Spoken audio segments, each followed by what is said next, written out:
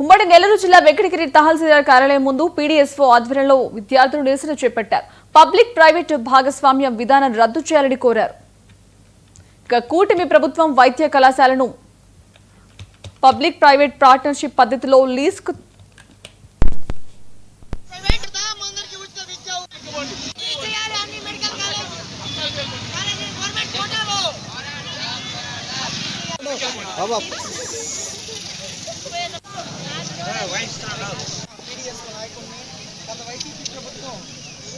అయితే ఈ సంవత్సరం కూటమి ప్రభుత్వం ఆ మెడికల్ కళాశాలను ప్రైవేట్ వ్యక్తులకు 66 సంవత్సరాలు వెంకటగిరి పట్టణ PDSO progressive democratic student organisation లీడర్ని. గత వైసీపీ ప్రభుత్వం 17 మెడికల్ కళాశాల ఏర్పాటుకు ఎంఎన్సీ ద్వారా నేషనల్ మెడికల్ కౌన్సిల్ ద్వారా పర్మిషన్ తీసుకొని 17 మెడికల్ కాలేజీలను అయితే ప్రారంభించింది. అయితే ఈ సంవత్సరం కూటమి ప్రభుత్వం అధికారంలోకి వచ్చిన తర్వాత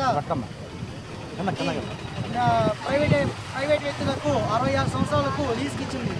అయితే గత వైసీపీ ప్రభుత్వం ఈ 17 కళాశాలలకు ఎంఎస్సీ ద్వారా పర్మిషన్ తీసుకుంది కదా. ఈ 17 కళాశాలలో 5 కళాశాలను కంప్లీట్ చేసుకొని మొదటి దశలో 5 కళాశాలని కంప్లీట్ చేసింది. రెండో దశలో ఇంకో 5 కళాశాలలు కంప్లీట్ చేసింది.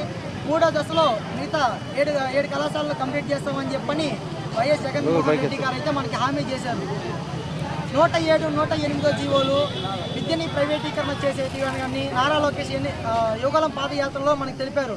తాను అధికారంలోకి వస్తే వచ్చిన 100 రోజుల్లోపే ఈ 107, 108 జీవోలను రద్దు చేసి అన్ని మెడికల్ కళాశాలను ప్రభుత్వ కోటాలోనే నడిపిస్తామని చెప్పని ఎన్నికల సందర్భంలో యోగాల పాదయాత్రలో నారా లోకేష్ అయితే మనకి హామీ ఇచ్చారు. కానీ అధికారంలోకి వచ్చిన తర్వాత ఈ మెడికల్ కాలేజీలన్నీ